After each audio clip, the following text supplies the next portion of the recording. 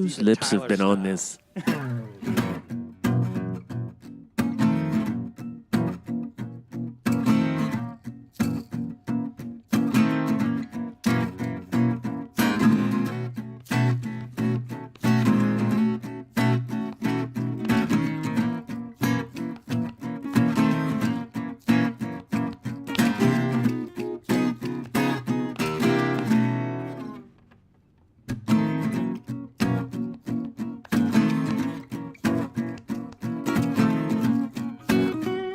Welcome back, everybody, to another episode of This Is My Bourbon podcast, where I am your host, Perry, and that's not how I normally start that, but that's okay, because I'm tired and it's early.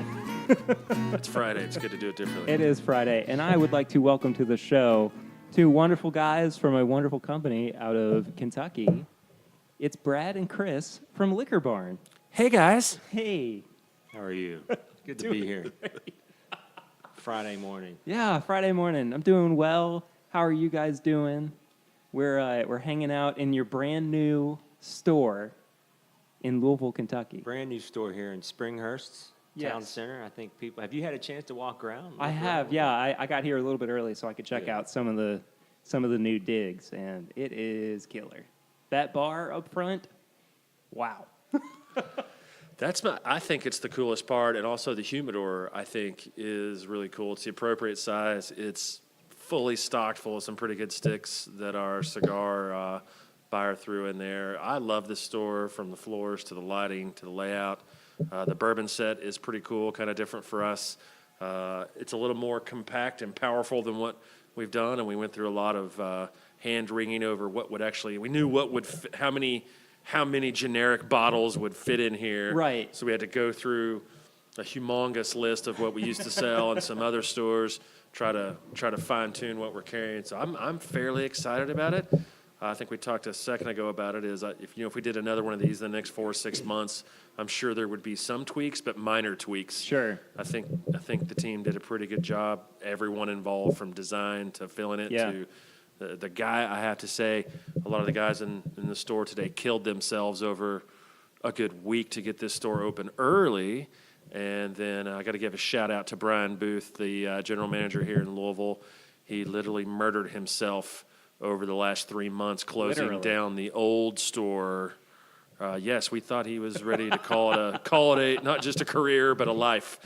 I don't think anybody anticipated what getting out of one store and into a store even 4 doors down was going to be. So he and his guys did a great job. I can't say enough about what they did here. I think my part of it was easy. Chris's part of it was harder. He had to deal with a lot of the contractors and that fun stuff. But the ops team here in Louisville really killed it on this one. Yeah, and how long has this particular store been in development? You know, it's a really short time frame. Yeah. People don't know how fast this happened. It all happened in about 90 days. Wow. And anyone who's familiar with, commercial construction, you typically are building it in 90 to 100 days. Sure. Let alone the design process, the planogram process, the moving, the construction, all took place within 90 days. It's pretty amazing that it happened that quickly. I can't imagine the amount of stress that went into that quick of a turnaround, too. I mean, from inception to hiring to building to stocking, I mean, that just blows me away. And I mean, seriously, I would probably be killing myself, too, towards the end of it, thinking that this was going to go wrong or something would, crash and burn at one point. Well, but you got to realize the old Springhurst store had been there for 20. It's not exact, 25 years. Sure. It had 25 years of shelving and displays and little pieces here and little pieces there. So they had, I think, a bigger job to get rid of that than anybody realized. And again, Brian Booth and those guys really did a number on it. So Yeah, we thought we'd move in about a week. And about 2 weeks before the move started, I told Brian, I said, I don't think that's going to happen in a week. I think you're going to need to get started now, just in case. And we'd started that, and we barely got done in time. So, Yeah. I mean, if you can just imagine 40,000 or 43,000 square feet, and you're moving into a sales floor of 18,000 square feet. yeah. And moving those bottles to all the different stores, keeping the bottles that we're moving here. I mean, you just really you don't know what you don't know until you do it. Which is Right. when you start packing up thousands of bottles, individual bottles, Yeah. even though it's going down just a few spaces. It was pretty insane. And to Brad's point, 20 plus years in the same space, we filled dumpsters before. Every year we fill dumpsters from that store of just old displays, Sure. old shelves, old fixtures that we don't use anymore. Right. And you think you keep cleaning it out, and then you finally have to move and clean everything out, and you're finding stuff that you're like, Jesus, I have no idea where this came from. How old is this thing? There was actually some pretty cool stuff we found. So, Yeah. Like what? I mean, some of the cigar fixtures. We had cigar clocks Yeah. from Fuente and Oliva and some of the major Wow. companies that had been just stashed upstairs. Really cool little clocks Sure. and plaques and things like that. We had more barrels, more used barrels than we knew what to do with. Man. I will tell you, I was at Fortaleza Distillery in Mexico on Monday night, and I am certain, it's not a guess, I am certain probably 60 to 90 days ago, the Springhurst store had more barrels there than that distillery had full of Reposado and Añejo. It's actually what I thought. I was sitting there looking, I was like, I'm pretty sure Springhurst has more barrels than this actual distillery has. It was crazy. But it was a lot of fun, though, too. I mean, it was hard work. Yeah, I've sure. never, over the years, Brian and I both have done some big projects together before at other companies, and there's nothing that has been this big ever. Sure. So it was interesting, a lot of fun. We're glad it's over. We're still fine-tuning the new store. Sure. Yeah. But I think overall it's in really great shape. I love the Rick House here in the middle of the store. I Yeah, I think think people are that's going to love beautiful. that. Yeah. And those are actually repurposed, barn wood Rick House beams. That's amazing. So and those bourbon barrels, those half barrels up front, are actual real barrels. ones that you. Oh, And it was man. great when they first to put those in. This is cool. When they first put them in, it smelled very strong, like a bourbon barrel would. Sure. That's been freshly cut and Sure. opened. Yeah. And that whole rick house actually smelled like an actual rick house, like you were out of a distillery walking into a rick house. It was really pretty cool. I think it's worn off a little bit now. It's been opened, it's aired out, but when they first put those up, it was actually really neat. That Yeah. our bourbon shop smelled like bourbon. Yeah. So, Yeah. Yeah, it was pretty So, cool.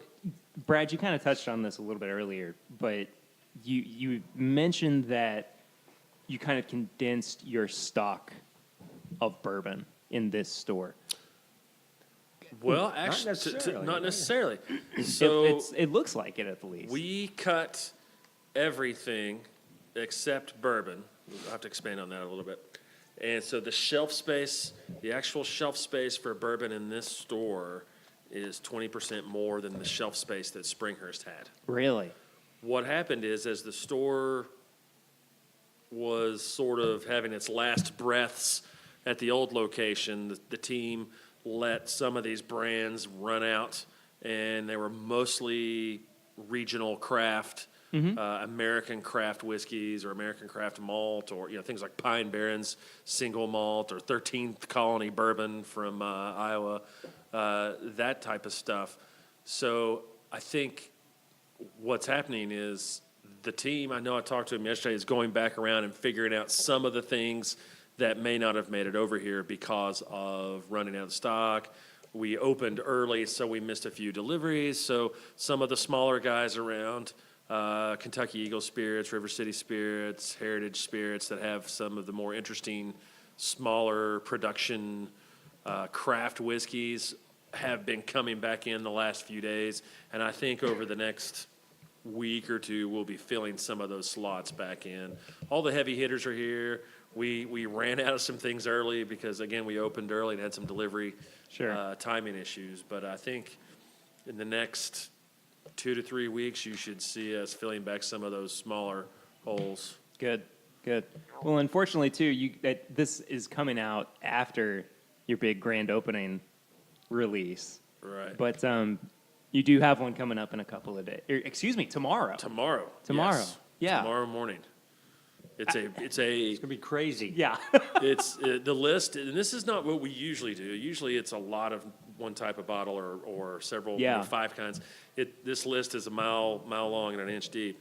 And so don't take an inch deep the wrong way, but I felt like it was a little more kind of cool.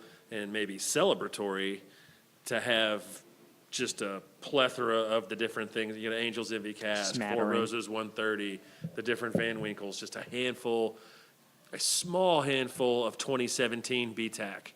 So small handful of 2017 Van Winkle, Yeah. a few bottles of King of Kentucky, a few bottles of Blade & Bow 22. I mean, so we tried to layer in a lot of different allocated items that people like to get their hands on. Right, and you know, we've talked before too, off air, the three of us, about the way that you guys approach your customer service and the way that you approach, you know, what products you provide Sure. to your customers. And I think that that is a really good indication of how you guys, you know, differentiate yourselves from other stores that may be open in this region.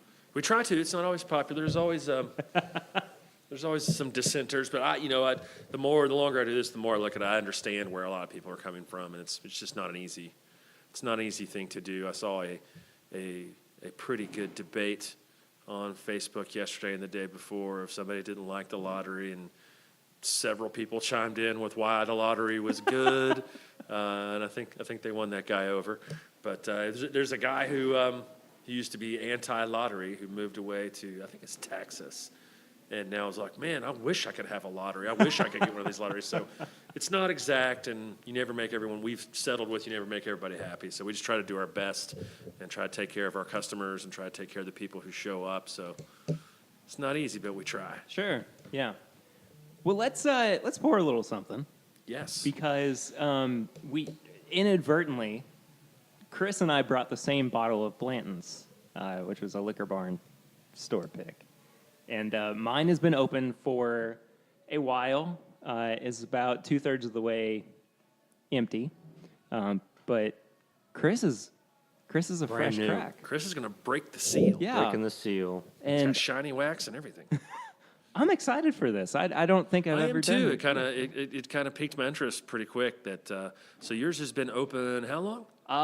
Well, this was from last year. Yeah. So this has probably been open since about October of last year. So it's been open. It's got a little oxygen to it. It's probably still really good. It is, This yeah. one's unopened. It might be interesting to see what the differences Yeah. are, or if one is just more muted than the other. Sure. I say we start with Chris's, I agree. personally. And the seal is off. Let's see. Hold on. What is That's a T, I think. It's like L. music. we got a T and an L. Yeah. Was hoping you twinsies would have both letters the same. Our bottles were a lot further off, too, than I was expecting. Mine was 217. Chris was 190. But anyway. So 27 bottles apart on the line. You know, So, it's not even noon yet. Only in Kentucky. That's okay. We drink bourbon whenever we want, right? Try to. I mean, it depends on, what time tailgate is and everything on Oh, yeah. Saturdays. But speaking of store picks, by the way, what's on the horizon for you guys with store picks? Oh, man. We kind of had a slower start this year because of the scheduling process has gotten so crazy. We've talked about this before, but I used to just be able to call and, hey, I'll be out there tomorrow, sure, come out. Now, if you don't get in line, like if I don't start scheduling something probably the next month, it'll be April again before I can get in some of these places. We do have 6 Four Roses barrel proofs Nice. in the tube. I think they're all arriving over the next, I was told they would be here before Christmas, probably 3 in November, 3 in December. We've got quite a few Knob Creek barrels still in the hopper. We did a Bourbon Heritage Month selection at the Hamburg store in Lexington. Very nice. And we did a Bourbon Heritage Month selection at the Middletown store here in Louisville. 2 barrels from each setting. They're both 14 years old. They've got some interesting names that we let the group pick out of that. They're going to be arriving in December. One set has kind of the set from Lexington was fun. They have kind of a Kentucky and a freedom thing kind of theme to them because it was around September 11th. Kentucky had just beat Florida, so everybody in Lexington there was into the Big Blue and into 9/11. Recognizing 9/11 and everything that happened there. Actually, one's got a great name. It's called Kentucky Freedom, which That's I awesome. think 14-year Kentucky Freedom is pretty cool. The polar opposite happened in Louisville. We had a great pick, great barrels, and there was a young lady there who I'm going to have to put on retainer for Knob Creek names because she was pretty hot.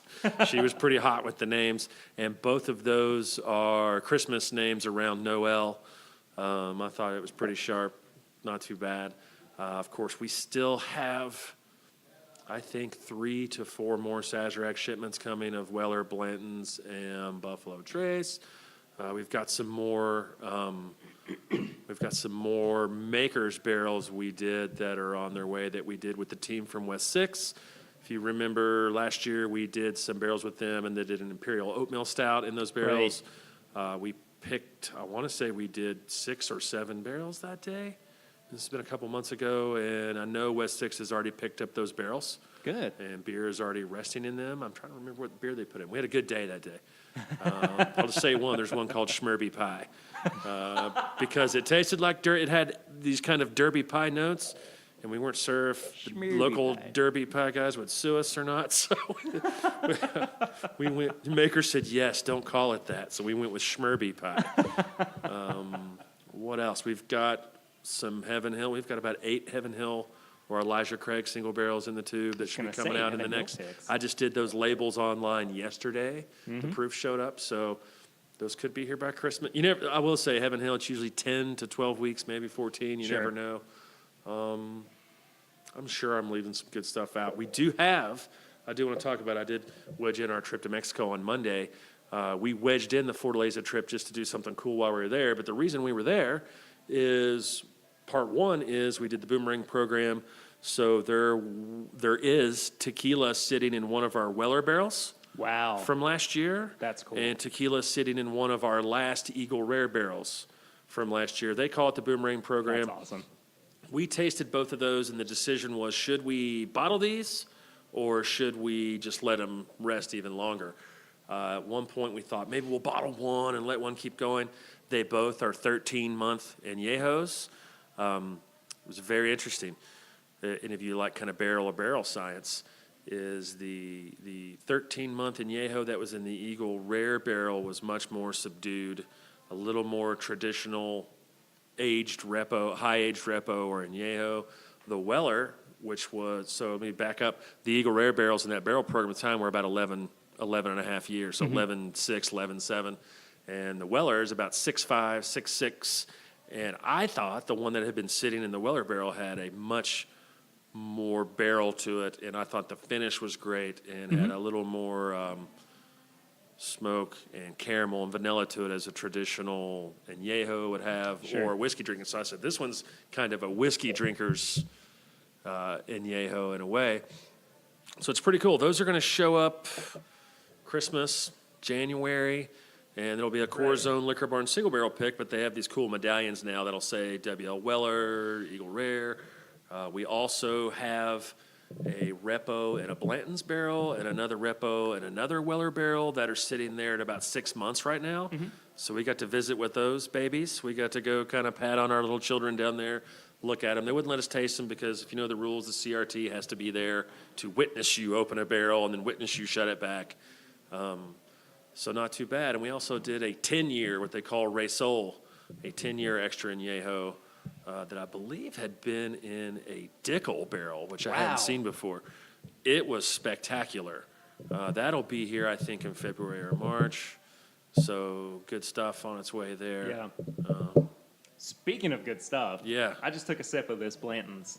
This is Chris's Blanton's. And holy crap, the finish on this is incredible. It's really great. Yeah. It's very good. Yeah. You don't get any more. I'm going to take The first taste of the day. The first of many. Man, that is good. It's rich. It's got a little bit of cinnamon and oak to it. Sure does. And it's not too short. It's not short at all. It's not too long. And really, for my first drink of bourbon for the day, it went down fairly easy. Didn't give you the shivers. I don't know if it's because it was 40 degrees when I got in the car this morning, or maybe that's what it is. It just feels like bourbon weather today. How about this dang weather, though? I mean, It's perfect. this is what I've been hoping for It's in been Kentucky. really nice. I was thinking, I was driving here from downtown today, and I was thinking that my car said it was 47 degrees. This was about an hour ago, but I noticed how green things still were. The leaves have not started changing. It's like, well, I can kind of deal with it. It was sunny and a little bit cool, but still kind of looks pre-fall, which to me is perfect bourbon weather. In fact, my wife sent me a Agreed. text, said, should we make a fire tonight? Like outside. This first thing I thought was yes. Answer is That yes. means bourbon drinking. Yes. By the way, second drink, second sip. A little smoother now. Really opens up. It's great. I think the finish on this is the best part, personally. It's good. Just as it kind of evolves into like it's almost like a snickerdoodle flavor to it. It's very, very good. It's a little sweeter than your typical Blanton's, which is different. It's Yeah. got almost a sweet aftertaste. It's a full mouthful, which you don't always get with the proof on this. So It's got a nice good. spice to it at the end, though. It's still kind of hanging around, but it's not offensive. This is good. Yeah, This definitely. is good. Thanks for bringing that for me, Chris. Anytime. I say, too, that we go ahead and pour a little bit of mine as think we well, so we should. can have them Yeah, side by side.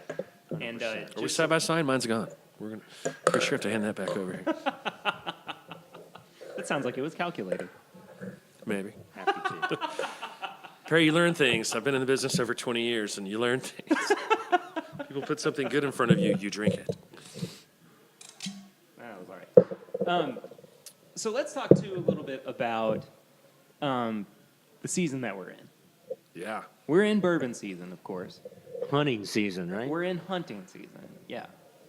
Also, I just want to say, let's do left is Chris's and right is mine. Okay. If that's okay, just so we can keep everything Straight. straight. Literally. Yes. Sorry. Fuck it. Sorry. So, you guys face an interesting challenge during this time of year, and that's customer supply and demand. Yeah. How do you guys handle this time of year? Are you able to, step back and go, it's just a couple of months, it'll die down after a little bit, or is this just a very high stress time for you? Believe it or not, we actually love this time of year. Well, good. We love it for a lot of different reasons. First off, we love it. Brad and I know personally love it because we're enthusiasts as well. And so we're excited to get our hands on bottles, Yeah, just like anybody else. sure. By the way, if people think that our executives buy 2 cases of Pappy 23 and take it home, you're crazy. We don't. We don't do that. Okay? I mean, the fact that we you just really said that limit it to what our employees can purchase. right, and you just said, too, that you have some laying around from last year, Sure. too, that you're, giving people the opportunity to buy Absolutely. tomorrow. I mean, we thought there's going to be opportunities down the road. We know that we had a new stores coming up. We knew that the acquisition was going to happen. We knew that we're going to build a new store with a bar in it. There's just a lot of different uses for it. And, we actually love this time of year. And in fact, we spent about an hour and a half yesterday afternoon with our marketing. And by the way, our marketing team is one person. So if people think we have 8 people in marketing to do all this work they see, there's one person doing that. Sure. And she's great. But, we spent about an hour and a half going through what are we going to do?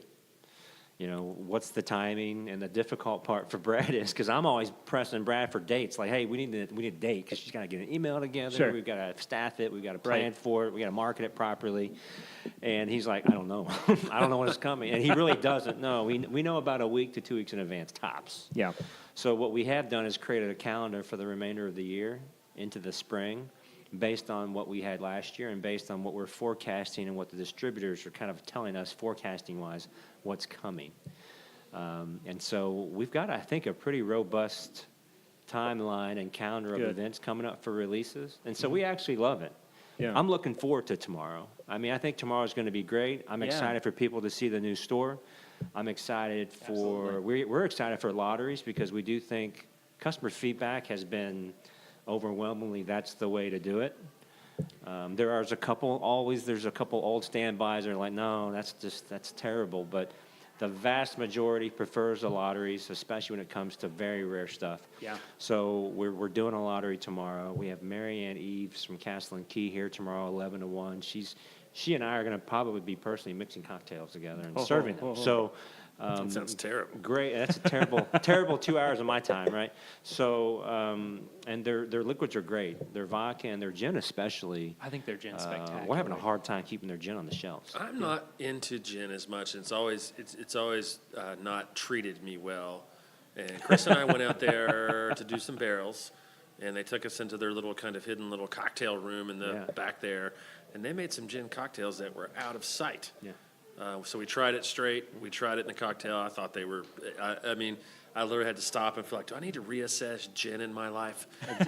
Do I need another alcohol to become It really obsessed is with? unique. It's a But totally it's different good. gin. Well, and I think, I like this gin so much because I taste it and I go, oh, this is like the bourbon drinker's gin. And I don't know if that is because of the production or the mash bill or what, because it has a very high rye content. It's definitely higher rye, Yeah. a little more spice content, and Yeah. definitely more floral than a Oh, lot absolutely. of gins. So, Absolutely. Yeah. which is why, and I don't drink a lot of floral I don't type really stuff, either. but that gin is something that we were drinking at Need on the Rocks, we were drinking on the Rocks at the distillery. Meat on the rocks. And and then we tried a neat separately, and it's the first gin I've ever had that I was like, I could drink this on the rocks without anything. I It totally was- agree. It was actually really great. So she'll be here. That'll be great. And then 1 to 3 o'clock, Ashton Cigars and our cigar ambassador, Jason Loyce, will be out here. We've got a patio in our new store outside. People don't know that probably. It's an I saw outdoor it. patio. It's very nice. We've partnered with Rocky Patel brand. They'll be out later on in November. But tomorrow is going to be Ashton Cigars. So from 1 to 3, we'll be cutting and lighting Ashton Cigars. Some great specials on those. And so, I mean, anywhere can you go to a liquor store, get your beer, wine, spirits, walk into a humidor, go into a bar, Get a and then go sit cocktail. on a patio and Yeah, drink a exactly. cocktail and smoke a cigar. Exactly. I mean, it's just, to me, Brad and I are really excited just about the engagement and the customer experience now. Sure. I think the biggest challenge for us is going to be how do we continue to execute all of this. We're not restaurateurs, or we're really not bartenders. Sure. That's not our line of business necessarily. Right. So it's kind of new to us, but it's exciting. It's a little nervous Oh, I'm sure. about it, but it's a nervous excitement, and we're going to screw some stuff up, I'm sure. And yes, somebody's going to let us know about it, Sure. and we look forward to that because that's how we're going to know. Yeah. We are tapping on some experts. So we've got some expert bartenders and on-premise people who really know what they're doing, and they're already kind of looking at me saying, Chris, why would you design something this way? I'm like, I didn't. The architect did, but I did approve it. So yeah, you're probably right. I didn't realize. I was happy when I didn't saw realize it. It looked good at the time, but yeah, I think it's going to be an exciting time for us in this store, and we're going to take what we learn from here, and as we continue to improve stores and expand, Yeah. we'll make adjustments. I think it's a great concept, and it's launching here at this store first, but not far behind will be Beaumont Center and Hamburg. So we'll have representation in Lexington, representation here of the ability to do some really cool things with whiskey and cigars, or cigars in general, or whiskey in general. So I think it's pretty exciting. And to Chris's point, it's fertile territory for us. So I'm sure we'll step in a pothole here and there and kind of shake our shoe off and like, don't step Sure. there again. But I think it's really cool. It's one of the things I'm most excited about is, so the last time I was here, which was Friday, I think it was Friday, they only had 3 of those shelves filled up with bottles.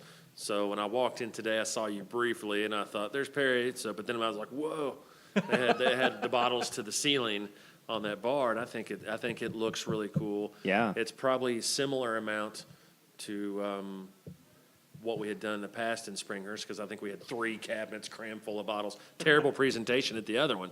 But looking at it up there, I thought, you know what, this is a place, if I didn't work here, this is a place I would come a lot and look at these bottles and try some samples or have a full drink. Yeah. Go out and Absolutely. shop for all I want and head home. My wife wouldn't like it, but I think it would be great. We got to talk about real quick. I These just had the other. Yeah. You guys talk first. I know what I think. Well, for whatever reason, the slight sweetness and the spiciness is much more predominant Yes. in the new bottle Yeah. I think so too. than the old bottle. I think that the old bottle hasn't opened up as well. The old bottle, I will say, I don't know if yours might be a little colder than his. Or if it had been in your car, maybe. Because my first drink was a little cooler, and now that it's sitting here out in the open, I think, maybe it's just me today, but I think your bottle has actually opened up in the last minute or two more than it did my first. Like, the aroma coming out now is much more than when you first poured it. And I've always felt like cold bourbon, and mostly from picking bourbon barrels on freezing cold days when you can see your breath in some of these barrel warehouses of like it's just really restrained. And once it warms up, it opens up a little bit. Yeah. But I do think the open bottle is a little more muted. That's kind of a generic term. Softer, maybe. On the nose, are you saying? All the Or way just around. kind of in general? All around. Okay. The nose, to me, is sweeter. Yeah. I think Newer Chris's bottle. version right out of the bottle, and he's spot on. The sweetness was a little more apparent, and then the spice at the end was a little quicker Yeah. than yours. Yeah. I honestly, Both good. I prefer the fresh crack on this one. Perry, you're going to have to start drinking faster is what you're learning today. You have 30 days to drink that bottle once you open it. Oh, Lord. It is, you know what, it's an interesting thing. When we went to Scotland 4 or 5 years ago, 6 years ago, and we'd been there for like a week. So we walked into a bar in this little town, and I was like, oh, man. And I thought, oh, my gosh, Woodford Reserve. And everybody was like drinking scotch. I was like, I need a little taste of home. So we went up there, and the Woodford Reserve bottle had maybe 2 inches in it. Wow. And I said, I'll take one of those. And he poured it, and let me tell you, it was terrible. And I've had Woodford Reserve 1 trillion times since I've been there. So either 2 things happened. Either they pulled a Scottish fast one and poured whatever they wanted in that Woodford Reserve bottle over time. The trademark Or Scottish it had fast been one. sitting there. And I asked, I was just kind of like looking, I was like, hey, how long have you had this? Oh, they've had it forever. And I thought, oh, okay. So it is completely oxidized, or I don't know what you all are doing. So there's always, over the years, you've always read and seen everybody kind of debate it, is how fast do you drink a bottle? When is it appropriate to hold on to it? When is it appropriate to kill it? And I will tell you, just to try to make this middle ground at my house, when it gets to half, you get it to half, it's time to go. So a lot of times I will open my bar up and look and think, okay, what is half full? What's below half full? And I start pulling from there just to avoid kind of the mentality of like, oh, I'm letting too much oxygen in it. And, I bet if we had a round table of tasting panels from the distilleries and distillers and master tasters, we'd probably get 10 different answers. But I think it's an interesting comparison. It's the unopened bottle was a little more bold, a little more fresh. The open bottle was a little more subdued, but Yeah. like my little almost empty version of yours smells great right now. It may have just needed a little time, but I think You're right, both of it you were was spot cooler. on. The first sip was cooler. Yep. It was a little chilly. I think that the nose on mine is a little better, but I think overall, Chris's is the more well-balanced. The oak and spice is just so much more prevalent in the unopened bottle. Yeah. There you go, folks. Because science, we've learned. There's a very strong vanilla note, too, on the nose on Chris's that I don't think is as prevalent on mine. So I'm laughing to myself a little bit because, one, we made the joke when we were at Corazon, San Mateus on Tuesday of, in the past, certain people, we've had new executives in the company, different owners, and a lot of times, the first time they do a barrel pick with me, Brad, how do you know that you're getting the barrel you chose in that bottle? It's like, well, short of me showing up and walking it through the entire process, I don't know. So when we were there, we had Bo Beckman, great guy. Love this guy. He's taking great care of us. Really knows his stuff, especially on the barrels. And he said, well, here's your boomerang barrels. And I was like, Bo, how do I know that this is my Weller barrel that you put this tequila in? And we kind of laughed and chuckled about it, right? And that's the first thing I thought is like, how do we know these were actually the right barrels? 100% they were the right barrels. I think it's just the difference in time. Oxygen. Sure. Yeah. How does your personal drinking style go into the way that you choose barrels for barrel picks? I am wildly schizophrenic. There's always one that I consider to be my favorite. And I do feel that I'm in position to pick, if we're picking 3 barrels of something or 5 barrels of something, that I'm in a position of picking my favorite is going to happen. And sometimes you may have been on one of them, and you've been on a couple with us, that I'm just like, well, I'm here with representing Liqour Barn. Let me just tell you, this one's happening. I don't care what the rest of you say. This one is showing up at Liqour Barn #1. And if you know Jane from Maker's Mark, who's in charge of their barrel program, she's accused me of multiple times in our careers where we've crossed paths a bunch of times of having a winter whiskey palate 12 months a year. I'm ready for the Sub-Zero whiskey, July 20th. And the longer it's gone, the more I'm like, well, maybe that's right. I sort of prefer the large, bold, spicy, leather, tobacco, spice, long finish, high proof. And I think, honestly, if you're and you're learning this and you're going through these people and you meet people that are drinking bourbon all the time, is as you get older, at least in your bourbon drinking process, you tend to want a higher proof as time goes on. You tend to want more spice as time goes on. And I have to stop and figure, I'm going to sidetrack here for a second. Trey Zoller kind of mind freaked me. I'm going to see him later today. Will you tell him I said hello? I will. And so we were at the part sidetrack number 2. Jonathan Blue, I have to say, has done a great job inspiring some of these renovations and new stores, and I love him for it. And what I was going to say is we remodeled the Party Mart on Brownsboro Road. It's got a new floor, it's got a new layout, it's got a new bar, they got a bourbon bar in there, growlers in there, all the cool stuff. So we did a kind of a re-grand opening there, and Trey was kind enough to come by just to kind of support the business. We've been friends for a long time. And so we were talking about a brand out right now from another distillery. It's got a famous spokesperson. And we were looking at each other and like, yeah, this is pretty smooth. This is pretty easy. I could see why people like this.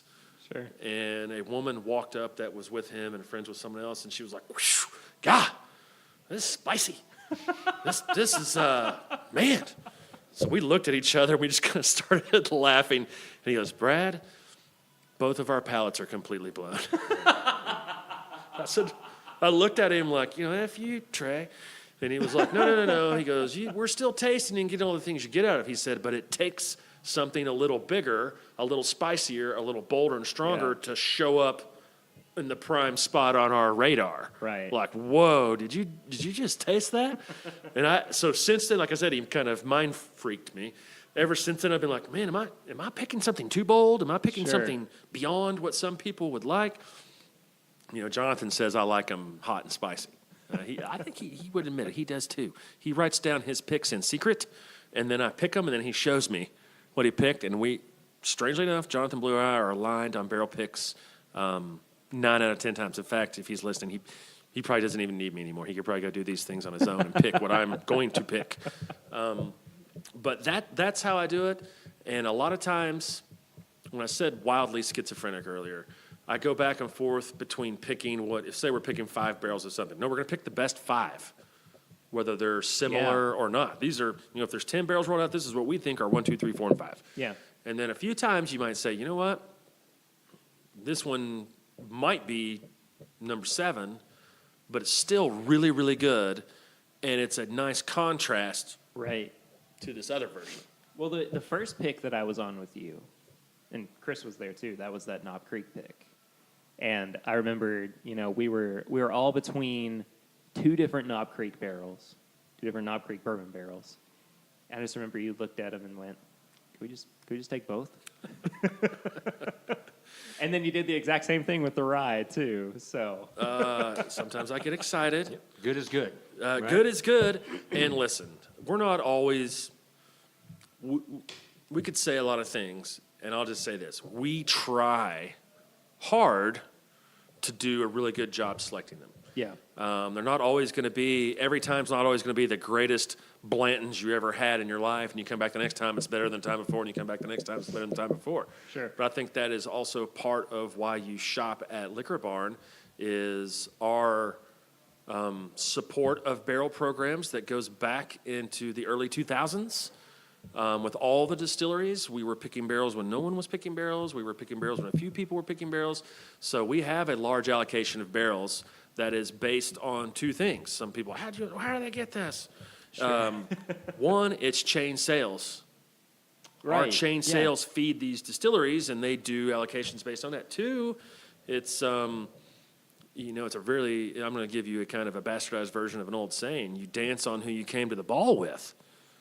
And we were back there in time when people didn't want the barrels. We were there supporting. When people were barely doing things, we were there supporting.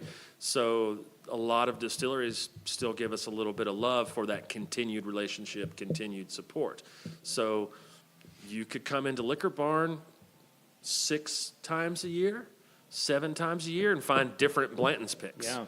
And you might have 2 different ones on the shelf. Yeah. Same thing for Weller, Eagle Rare, Four Roses. So just because this Blanton's is not the best one you ever had, the next one might be. The next one might be.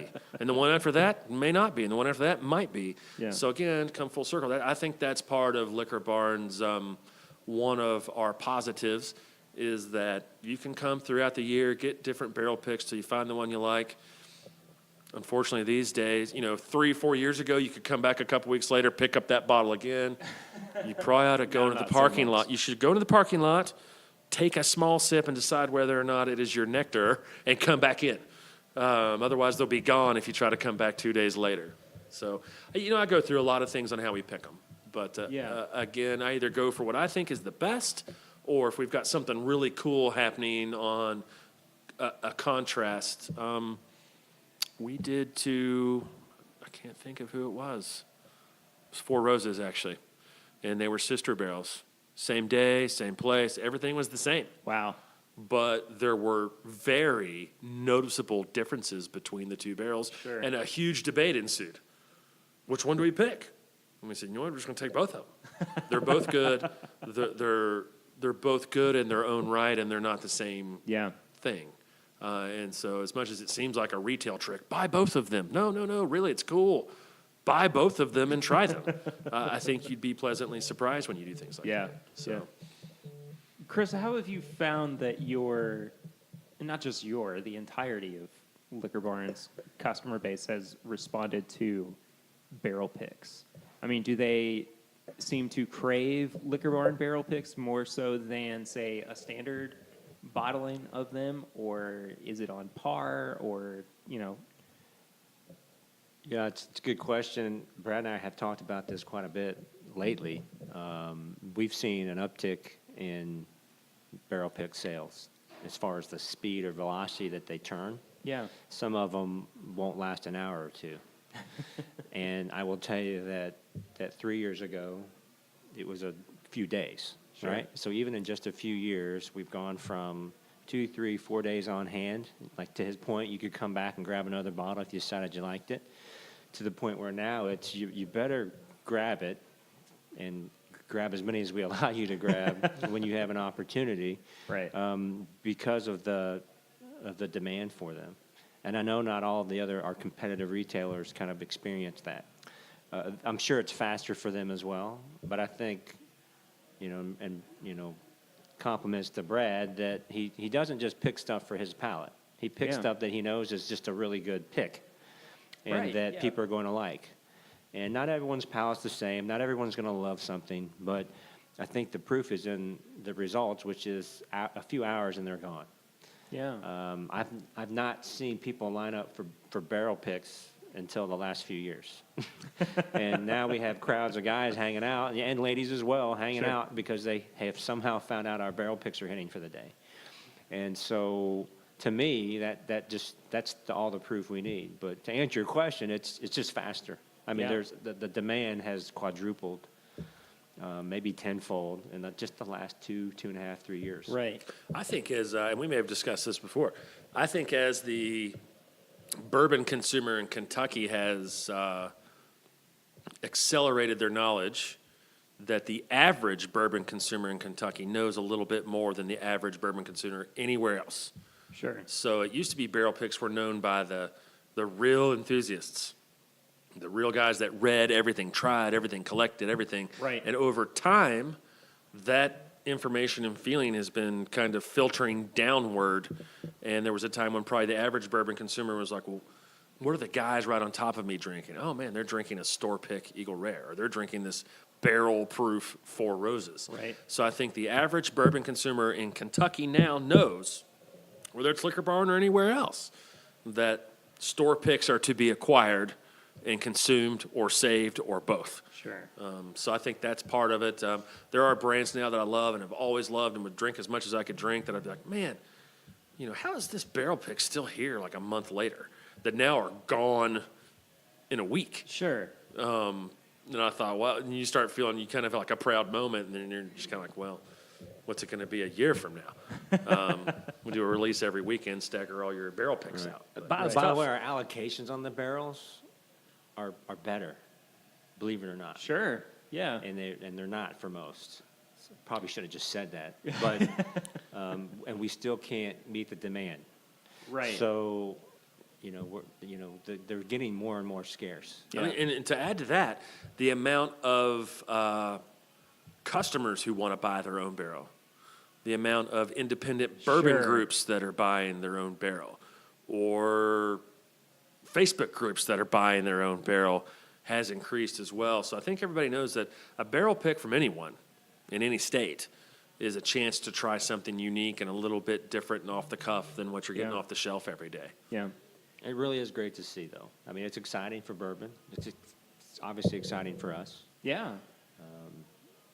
It's fun to go out there with Brad and Yes, it is. have a good time. And Yes, it is. we've got a few more trips coming up that'll be exciting. And If they ended barrel picks, I would probably change careers. yeah. No more barrel picks. All right. Well, you've been doing barrel picks for 20 years? In one form or another. Yeah. I've been doing them as the primary selector for 12 years. Right. Okay. And then I participated prior to that with a man named Jim Watts. Taught me a lot of things back in the day from the original Liqour Barn company. And, he picked a Van Winkle barrel when they were still doing that way, way back in the day. And I remember going with him to Buffalo Trace, and there was a glorious time that every bottle, let me back up a step. We always had Blantons every day. Every day on the shelf was Blantons. And every bottle of Blantons we sold was picked as a barrel. Every bottle of Hancock's sold out of here was picked as a barrel. So I started going with him to participate in those a little bit and kind of got my feet wet a little bit.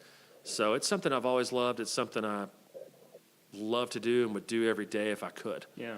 It'd probably lead to a few problems in my life if I pick barrels every day. So that'd be a thing. But you do it a lot. I've done it a lot, and you do it a lot, you really come to appreciate the differences. And over, it doesn't ever change. Over decade plus, sometimes I'm still blown away Yeah. by certain differences and nuances on some brands that you get out of some of these single barrels. Sure. So how has your process changed in that time then, in terms of picking? I mean, obviously, We'll need 3 more podcasts for that.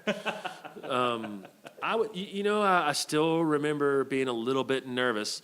We had some transitions that went on. They said, "Oh, you're going to take this new role." And as soon as I took a new role, I had a great guy, goes by the nickname of Tree, is John Varicki, really tall. That's why I got that nickname. Okay, I was going to say, where did that But come he from? covered Buffalo, Sazerac for the state of Kentucky for a long time, from its inception, from its launch until maybe 5 years ago. Wow. And so he called me immediately. "You got to get out here tomorrow, Brad, and pick some Blantons and Hancocks and Elmer and these things." And I was like, okay. So I did it, and I thought, I'm just going to dive in. I'm going to do every barrel pick. I'm going to take every barrel pick. I'm going to find every barrel pick, and that's what we're going to be known for. And so I do have a small amount of pride. We were back there chasing that stuff around when it wasn't quite what it is today. Chris gets on me a little bit here and there. I like to see the barrels. I like to see what they look like. I like to see if the lid is warped. I like to see if there's a crack in a stave. Are there 2 cracks on each side of the bunghole? How heavy is the barrel? How concentrated is the barrel? What do they look like side by side? Those are things I do take into account every time now. The only thing that's changed now is trying to consider other people.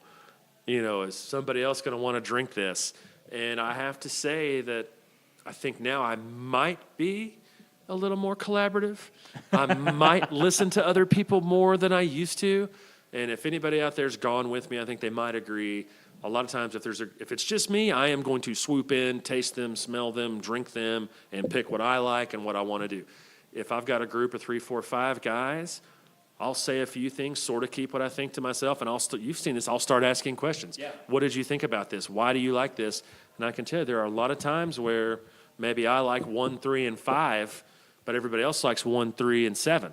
Sure. And I will give everyone the chance to convince me that 7 is better than 5. And probably half the time I change my mind. You see a group of people, and it's not just me, that this is what other bourbon enthusiasts like. Therefore, we should try it. So that's probably my, not being a selfish bastard is probably my main advancement on this in the last couple of years. To that point, though, you just sparked something in my head that we don't always have a forum to communicate this. And, Perry, you've been with us before, and know how we like to treat our customers and treat our partners. And here's what's amazing is that Brad absolutely, even in 3 years ago, he probably wasn't as open to some people's thoughts and opinions on some of these picks. But as an organization, our culture, we've kind of shifted as well. And we really listen to our customers. We're going to screw something up sometimes. We're going to do something, and sometimes we need to be called out for it, and that's how we learn. By the way, it's never on purpose.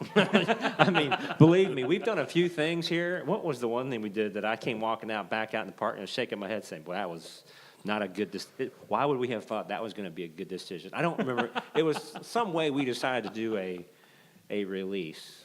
Oh, I think it wasn't the Easter egg hunt. Because we actually it was the treasure hunt. That was a disaster. It sounded like a great idea at the time, and as I watched it happen, I was like, this is horrendous. This is absolutely the worst possible thing we could have ever done to our customers, and the worst thing we could have ever done to our employees. You sure that the Easter egg hunt wasn't a... The Easter egg hunt, we actually got a lot of good feedback on that, believe it or not. I don't know if it's coming back, but to the point here is that it's an amazing experience to get to go do barrel picks. Right. The first time I ever got to do a barrel pick with Brad was not just educational, but it's truly an experience if you're an enthusiast. And so many people don't get a chance to do it. And we want to invite our best people, our partners, our business, not just our business partners, but just people that we know support us, our best customers. People that we know treat the organization and have remained loyal to us, who do appreciate our barrel pick, program, and the fact that they know that in a lot of ways, Brad, Liqour Barn, and the distilleries are kind of like the innovators of this. Yeah. It wasn't the competitors out there doing it. They're the ones that jumped on it 4 or 5 years ago and said, "Oh, I think this might be a good idea to participate." Sure. Right? And there are a lot of people that do know that and stick with us. Those are the folks that we want to bring out with us to experience it, and people who aren't in the industry. And so whether you're a great customer of ours or whether you're just someone who helps us with marketing or any kind of business partnerships, what I'm ultimately saying is you should probably be nice to your local liquor store. That's how you get invited to these things. But it's not just us. He's spot on with that. I'm telling you right now that there's people we don't even know that we've seen on social media come to our defense. And by the way, people think we don't monitor all that. Of course we do. That's how we learn. That's some of our best feedback. Sure. Which all the beating we took over the treasure hunt, I sat there and just kind of took it and said, "You're right. That was awful." Thank you, sir. May I have another? It was terrible. Our egos are not so big. They think, no, that's just how it is, and we're the bosses we have the most bourbon, so you just have to deal with it. That's not actually how we look at it. Yeah. But what we do know is that there are people that have come to our defense and said, listen, I know these guys. They didn't do that on purpose. Or some of them don't know us at all and say, do you really think Liqour Barn really thought that was going to – I really think they probably thought that was a good idea. What is the big deal? And who told you that you were like the master of all bourbon, right? Right. And we have actually reached out, and those are some of the people that we've said, you know what, we appreciate that. By the way, we screwed up. They're right. Sure. But we appreciate your support. You're clearly someone who's remained loyal to us. Come to a barrel pick with us. Come to meet me at the store, and I'm going to walk you into our secret stash, and you can buy whatever you want. Pick a bottle. There's nothing off limits, maybe except the 25-year Pappy or something, right? But I mean, we want to take care of people. We want to take care of our customers, and that's the one thing that I was taught a long time ago is that, it's the vinegar and it's the whole conversation. Sure. Like, what's the better way to get what you probably need? Right. Troll somebody unnecessarily. Yeah. Or You can email me directly and say, I got a real problem with this. And there are customers that we've won over. Sure. There's a guy that emails Brad and I think, monthly. Oh, yeah. The relationship At started least. from a complaint. Sure. And he was just so pleased that we would both take the time to respond and say, you're right. We're trying our best to get this corrected. Yeah. Thank you for letting us know. And by the way, as a token of our, just so you know, we're serious about trying to fix this, we'd love to meet you. Yeah. Oh, and by the way, come to a barrel pick with us. Yeah. And it's those kind of people that just want to be adults and get with us and say, hey, I got some feedback for you. You may not like it, but I got some feedback for you. That's what we really we appreciate that. Yeah. And we're going to reward that. Sure. And that's what people, I think that's what people have to understand. I really don't understand when people start just attacking us if they think we're going to call them up and say, you know what, you're right. We are as dumb as you say we are.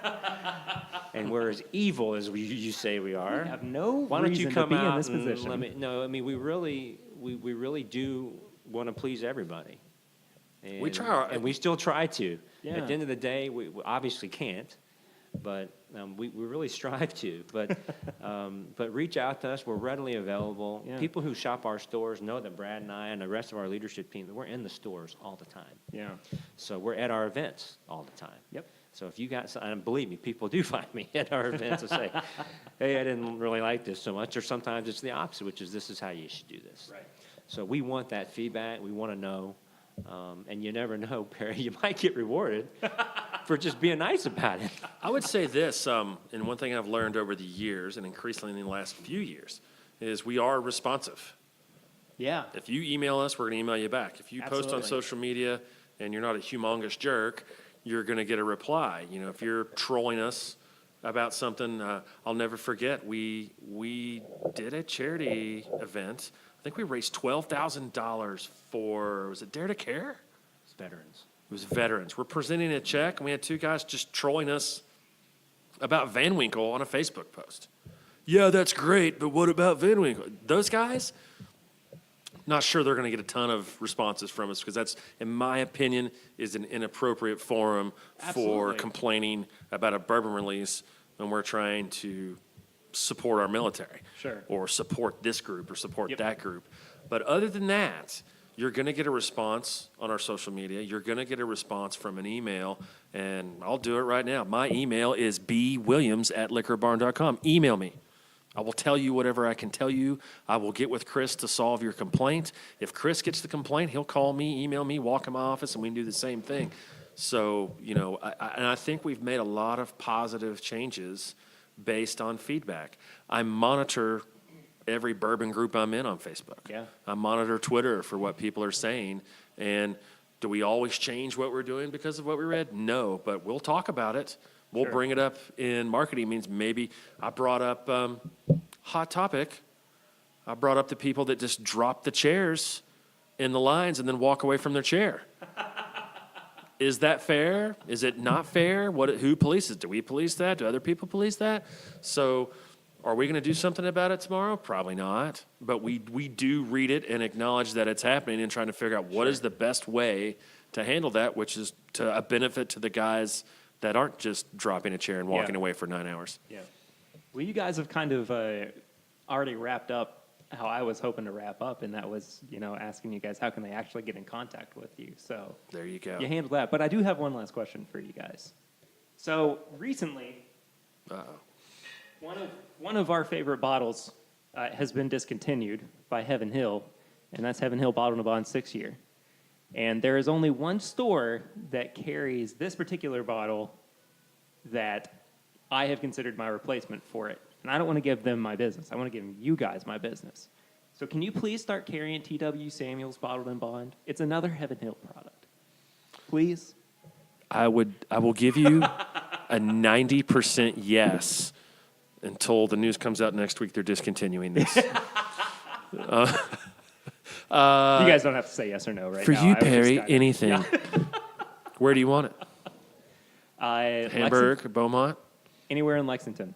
North Probably Beaumont. Beaumont Center, T.W. Samuels, Bottle and Bond, 100 proof, Perry Ritter Special at Beaumont Center. You got it. On that plastic bottle, there's going to be a nice little tag with my name on it. We just want a picture of you for a shelf talker with like a wink and a thumbs up. Yeah, you know what? keeps, like- It's I will tell you this. Over the years, I tend to go upward, and the only way I learn about some of these things is from you guys. Sure. Following Facebook, following the trade magazines, different things, and say, you know what? I'll just tell you 100%. T.W. Samuels, Bottle and Bond, the only other time I've seen this is when you posted about it. So, I'll take that in consideration. We'll put it in some stores. Maybe not just Beaumont, maybe a few. It's been years since I had that. Yeah. Well, it sounds like I'm gonna have to try it. we're about to, Right ahead. we're about to Go solve ahead. that, Chris. That's how It's been a we'll long close time. out the show then. And the Heaven Hill Bottle and Bond thing is amazing to me. And I kept thinking it was recent, but it's not. I'd be like, man, this is all the way up to number 30 this week and all our stuff. And so we always compare against last year. Sure. And I'm like, what was it last year? Number 400? It's like, no, last year it was number 65. So it was a very stealthy pour. It's always been a very very good. stealthy success. Yeah.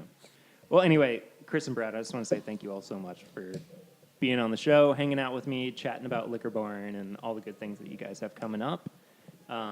Thank you. Yeah. Anytime, Perry. Appreciate your time You as know how to well, find us. and Yeah. I do You know my email.